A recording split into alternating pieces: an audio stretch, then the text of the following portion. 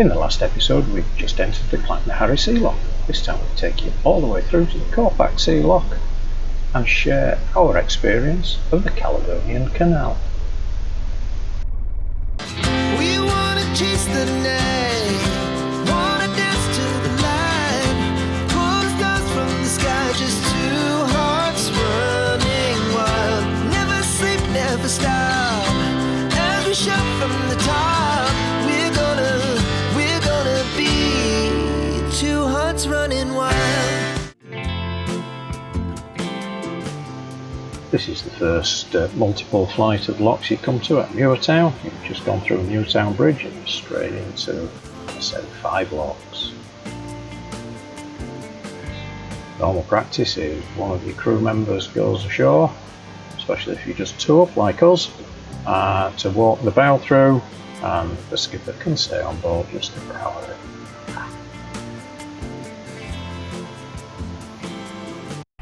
So we're en route on the Caledonian Canal. The first night we've stayed at Clachnaharry, just upstream of the lock. Nice little mooring, complete with electric. Fantastic. There is a cafe, but unfortunately it's not open. Not when we got here anyway. Actually, we're only a few miles outside of the Inverness borders, so yesterday was a bit of a frantic day through the sea lock, and then Muirtown bridges and locks and Caledonian Bridge, and it just got a little bit on top of you. And then by the time you get here, because we came in at 11 o'clock into the Caledonian Canal, this was about it, you know. If we'd have carried on, we're into a small lock and then Loch Ness. Day 2 started with sunshine, a promise of 20 degrees, so shorts and t-shirts to leave Clachnaharry. We had to go through Loch Dockfor first of all, which is only a tiny lock, you hardly know it as a lock, and then into Loch Ness. We were looking forward to having a night halt on Loch Ness, and so our plan was to take it nice and steady and actually start sailing, if we could, down the loch itself.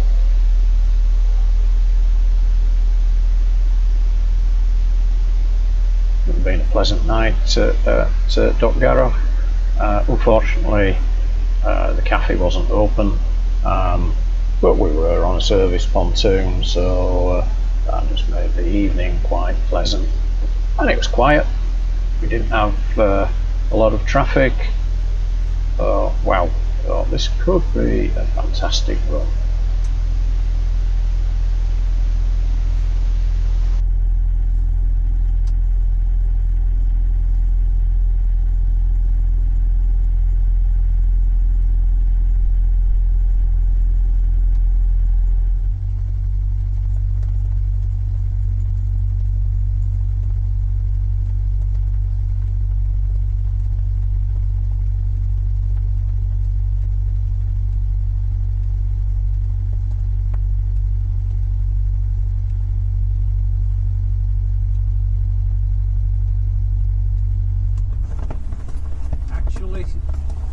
Sailing on Loch Ness.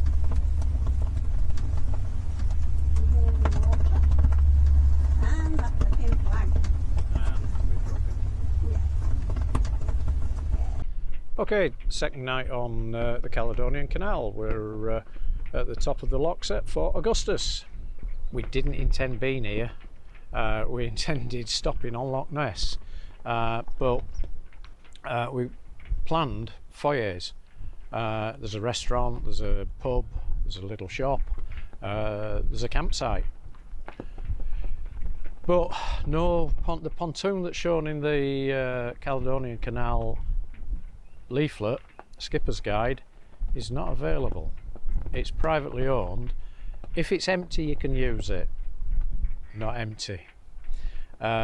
didn't fancy anchoring. It had been quite a choppy and rolly night. We had quite a chop all the way up because we had a headwind, 20 knots. We did have the sail out initially because we had planned foyers and we didn't know it wasn't available till we got there. We dawdled along, sailing, tacking across, backwards and forwards across the loch. We didn't bother with the Genoa, it was being too fiddly because of the way the wind was. And we were okay, 3.5, 4 knots, not a problem. But then when we got to foyers and found that we couldn't get in and stop, we had to then motor. We'd already brought the main down, so we had to motor to Fort Augustus. When we got to within a mile, I called them up and they said I was expecting actually to be on the lower pontoon at the bottom of the locks and come up tomorrow. But the lockkeeper said, oh yeah, no problem, we've got 2 leaving, be ready, quick to get in. If you come straight in, we'll keep the road bridge open and we'll take you up. So there we are. With the permission of the lockkeepers, we're on a short-term transit berth, so it's quite a step up from our deck, and we've got a high freeboard as it is. We do have another yacht in front of us. He wasn't here when we arrived, but we've just been out for dinner and he's come on. We're right at the back of this pontoon, so it's just left space for him there. The only issue is at the top of the loch, it's the port hand side that's got the power. Now the first 2 boats are moored very nicely. The last 2 boats are not. They've got room between them and they should be closer up. This guy could have been further back or further forward, and that would have meant room for probably 1 more yacht. We're not quite at the top of the canal. I think there's another couple of locks to go to get to the highest point, and then it's downhill from there, but beautiful looking back towards Loch Ness. Now the weather forecast. It was supposed to be 20 degrees, hot and sunny today, and very light winds. No. Weather forecasters, you can do a better job than this. I could do a better job than you're doing at the moment, and that would be guessing. We had 20 knots of wind against us in Loch Ness and overcast all day. At one point I was shivering, it was so bloody cold. Not 20 degrees, not bright sunshine, not light winds. What else? Oh, it was daylight, but that's not the weather. This is Loch Lochy, just below Lagan Locks, and he's suddenly got very busy. And the lockkeeper's sat up in his cabin waiting, wondering, I've opened the chamber, let a load of water out, not quite sure what's going off. Fly so high, I'm hypnotized. What's up is down, what's left is right. Chasing stars and holding you. I can't see the end, but we'll see it through.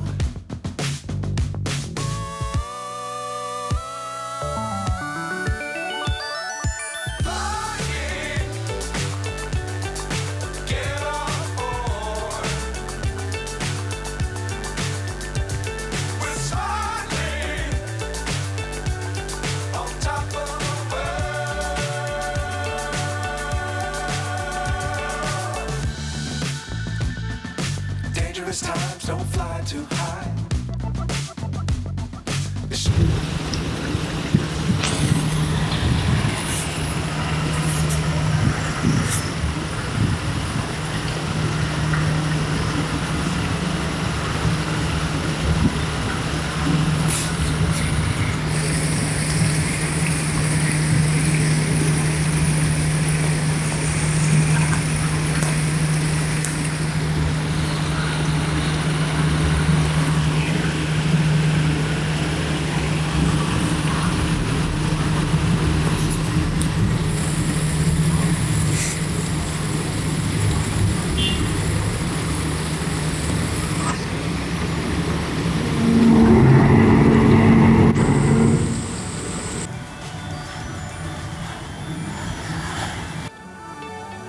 So today's Thursday morning, around 7:30ish.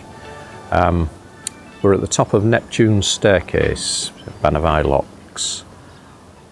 So hopefully we're going down today. There's quite a queue of yachts waiting. Things got a bit held up here yesterday. Lord of the Glens came through, which was the cruise ship I've just shown. And prior to that, 2 fishing vessels came up, and they give priority to commercial on the Caledonian Canal in the locks, and so that messed everything up. So they've got a bit of a backlog. We sort of hoped we could have got down last night, but because the sequence was out, that meant no. The last lot came up of yachts just before 6 o'clock when they finish. So hopefully we're on the first run down. We have to call up at 8 o'clock to make sure we're in the queue. Weather-wise today, it's going to be a bit of a mixed bag. We don't have far to go. The sea lock is only a couple of miles further west, and then we're booked into Corpach Marina for a couple of days. We need to reprovision, we need to do some laundry, so because we've not been able to do any provisioning or laundry along the route. Yeah, what do I think of the Caledonian Canal? I'm not sure. It's expensive, it's not cheap to come through. I was disappointed on Loch Ness. We'd planned to stop halfway down. There ain't anywhere.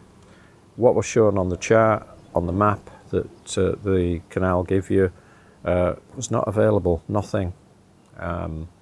We couldn't have gone into Drummond and Drocket because we need side-on berthing, and that's all for stern-on. And so, I mean, we meandered the first bit of Loch Ness, sailing against the wind. We were beating against the wind, so we weren't making big progress because we weren't going to get right through. But then we had to crack on. We got to Fort Augustus, and actually we dropped lucky. We went up Fort Augustus on our own, but then we sat on a pontoon at the top. That wasn't ideal, so maybe we didn't drop lucky. But then after that, yeah, it's just meandering through. There was a couple of places we could have stopped on Loch Oich, but there was no spaces and there was no facilities or anything. It was just a pontoon. So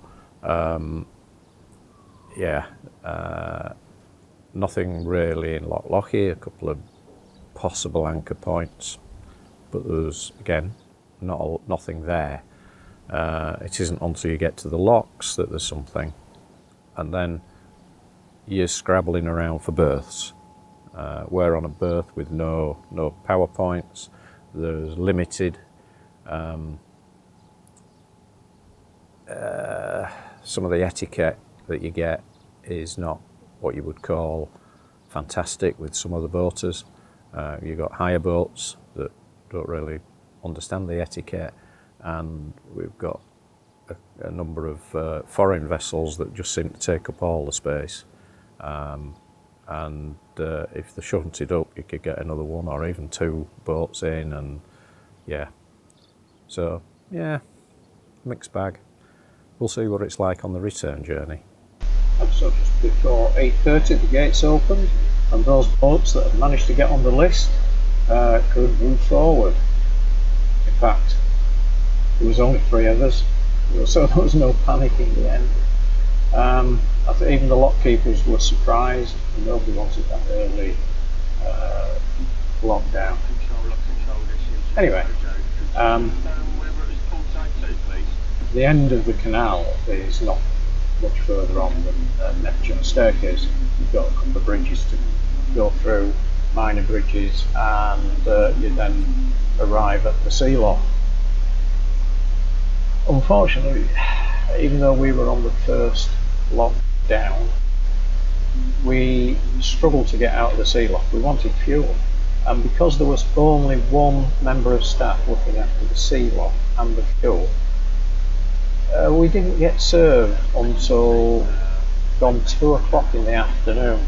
So we were sat waiting all that time, and I only wanted 25 litres in a can.